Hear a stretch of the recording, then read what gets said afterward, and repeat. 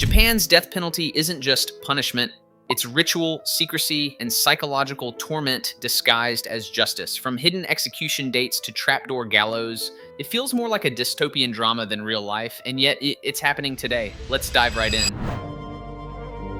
Today, most of the developed world has ended the death penalty. But in 2024, there are still 2 countries in the OECD that use it: the United States of America and Japan. But while the US has been transparent about its ultimate punishment, Japan has kept its practices secret for years. It was only in 2010 that the world was finally shown the evil design of Japan's death penalty.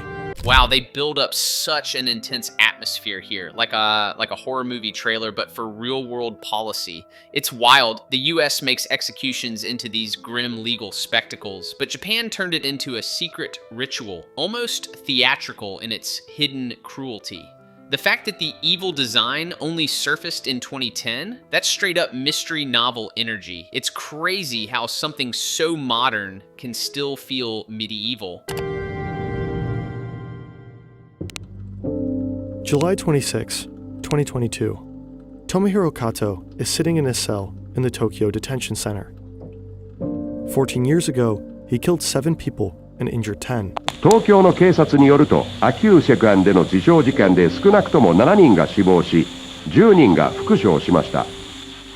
警察によれば、ある男がトラックで買い物かの群れに突っ込みました。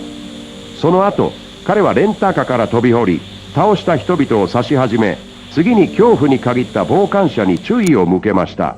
In 2011, Tomohiro Kato was sentenced to death. Every day he wakes up at 7 a.m. and heads to bed at 9 p.m. in a cell that's the size of about 4 tatami mats. He has a sink, a commode, bedding, and a small desk. In Japan, death row inmates can wait decades for an execution. But unlike the US, they wait for a day they never really know is coming. That detail is just chilling. In the US, you at least know your execution date, but in Japan, it's like living inside a horror game loading screen. Every morning could be game over. Imagine brushing your teeth and thinking, well, could be my last Colgate ad today. The 4 tatami cell part really drives home the contrast. Minimalist, almost monastic, but with this constant psychological torture baked in. It's punishment by uncertainty, which somehow feels scarier than the sentence itself. Any random morning, the inmate can be taken to the execution chamber. They're given no more than a few hours' notice. The Japanese state says that this helps with emotional stability, that it reduces the chances of an inmate taking life. Some argue it's justice. Their victims weren't given notice either. Others say it's inhumane. For 34 years, a man named Menda Sakai didn't know which day would be his last. In 1983, he was freed. The police officer who arrested him revealed that he had concealed Sakai's alibi that proved he was innocent. 12,410 mornings with an unjustified fear for execution. In 2014, Iwa Hakamada was also released and given a retrial due to possibly falsified evidence. He was the longest-serving death row inmate on the planet. Hakamada spent more than 45 years in prison, waiting. In the Tokyo Detention Center, Kato sits in his cell. He's surrounded by objects purposely made rounder, so that he can't finish off his sentence earlier than expected. On July 26, 2022, after 14 years of waiting, he hears more noises than usual outside of his door. Today, the majority of the developed world has outlawed the death penalty. But Japan is strange. This book explains why. Even though it's still legal in the US, it's debatable. The United States is a federal, divided country. Many states have phased out the death penalty entirely. So here's the real brain melter. Is it more just to give a countdown to death, or more humane to hide it until the last minute? What do you think? Is unpredictability a mercy or the cruelest twist? Japan, on the other hand, is a centralized state, where polls have shown that the public supports it with a clear majority. The US's death penalty is intimately connected with its history of racial discrimination and enslavement. Japan is ethnically homogeneous and has less inequality. The fall of an authoritarian leader like Hitler, Mussolini, Salazar, and Franco all led to the abolition of the death penalty in their respective countries. Japan's authoritarian state also fell, but the death penalty remained. In Austria, Great Britain, and France, the election of a left-wing government all led to the abolition of capital punishment. In 2009, Japan elected the center-left Democratic Party of Japan. The death penalty stayed. But what makes Japan's situation even stranger is how uniquely brutal it is. Its homicide rate is a fraction of that found in the US, and it's lower than all the European countries which have abolished the death penalty. Nevertheless, the percentage of murder offenders sentenced to death in Japan and the US are around the same. In 2018, 15 Japanese prisoners were killed, with about 116 inmates on death row. That's 10 less than the US's 25, which had more than 10 times the amount of inmates on death row. It's so paradoxical, it almost sounds like satire. Japan has one of the lowest homicide rates in the world, yet still carries out executions with this cold efficiency, while countries drowning in violence have dropped it entirely. It's like owning a fire extinguisher in the middle of a rainstorm. The US keeps it tangled in race and history, Japan keeps it polished and clinical, both chilling in their own ways. Makes you wonder, is this justice, deterrence, or just tradition wearing a suit? 7 of the 15 executions were part of the AUM Shinriko doomsday cult.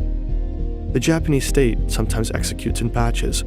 All 7 were killed on the same morning. While the US explicitly treats the death penalty differently from other criminal sentencing, in Japan it's treated like other criminal punishments. To be put to death in the US, you must go through a bifurcated trial system. There is a criminal trial for determining guilt or innocence, which requires unanimity. After, if determined to be guilty, it goes to another trial for deciding the punishment. Here, you must receive, again, a unanimous agreement from the jury. Then, the judge can serve you the death penalty. Florida and Alabama are the only exceptions. But these 2 states are outliers in the US context, and they still require a supermajority. In Japan, it's different. Under the Saiban system, citizens act like judges. They sit alongside professional ones to determine both the verdict and the sentence of a crime. All that is required for the death penalty is a majority. In theory, 5 judges on the panel can believe the defendant is guilty and deserves the death penalty, while the other 4 can believe the defendant is innocent and deserves no punishment whatsoever. With this close of a vote, the defendant can be sentenced to death. That's the part that really blows my mind. In the US, you need unanimous juries, retrials, years of appeals, the whole legal circus. In Japan, a simple majority vote and boom, you're on death row. Imagine 5 people saying, yeah, guilty, while 4 are screaming innocent. And the tiebreaker is basically fate. It's like deciding someone's life with the same math used in reality TV eliminations. Justice by slim margin feels less like law, more like a bad game show. In Japan, there are 7 detention centers that execute the death penalty. It's the justice minister who decides when it will take place. 5 days after he or she signs the warrant, the prisoner is put to death. These are usually signed right before political recess, moments where media coverage is limited. The executions are not made clear to the family members and lawyers of the inmates. They only learn after it's taken place. Kato is brought into a prayer room. Here he is read his last rites by a spiritual advisor. He is given time to write a will and maybe to consume some snacks or even smoke a cigarette. Afterwards, he's taken into another small room with an altar. If they're Buddhist, it will be a figure of the Buddha. If they're one of the few Christians in the country, a crucifix. In this room, the execution order is officially read out by the prison warden. The last thing Kato sees are the blue curtains covering the next room. The guards wrap a bleached white blindfold around his eyes, throw a black hood over his head, handcuff his hands behind his back, and tie his knees together. He is taken to the next and final room. In the US, lethal injection is the primary method of executing the death penalty. In Japan, hanging is the only method. The contrast here is staggering. America hides death behind syringes and medical procedure vibes, while Japan literally still uses the gallows. It feels like stepping out of a neon-lit bullet train straight into the Middle Ages. The ritualistic layers, prayer room, altar, blindfold, hood, almost make it look like a stage play of justice. And the justice minister signing warrants before political recess? That's some House of Cards level timing, modern democracy with feudal execution aesthetics. It's surreal. At the center of the room are two red squares. An inmate is made to stand in the center. Beneath is a trapdoor connected to an adjacent room. When the inmate is in place, 3 officers enter this room. They do not see the prisoner. What they see instead are 3 identical buttons. 2 do nothing, but the third opens the trapdoor. The 3 officers do not know which one is the kill switch. This divides the responsibility between all 3. It's also been mentioned that there is a delayed circuit to hide who pressed the kill button if they were pressed at different times, but I could not find a good source to confirm this.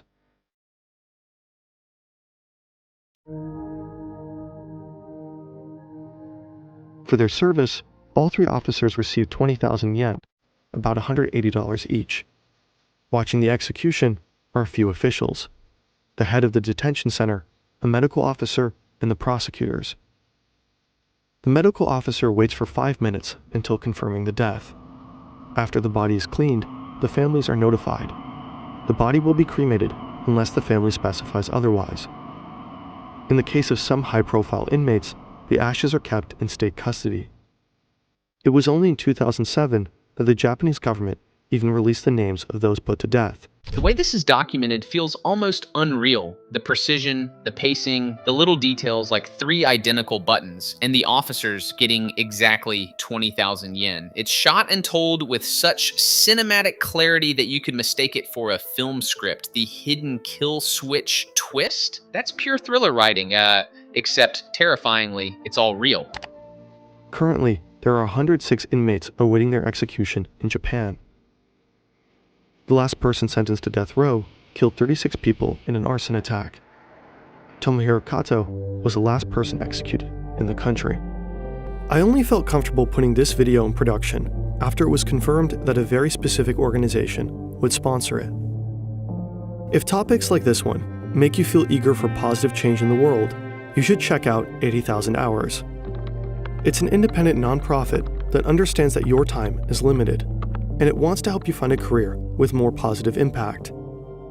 It helps you identify the most pressing problems, which careers make a difference on those problems, and how you personally might be able to make the most difference. You can access their completely free career guide for practical research-driven advice on how to plan a career that's fulfilling and meaningful. Check out their free career guide at 80000hours.org/Hoog.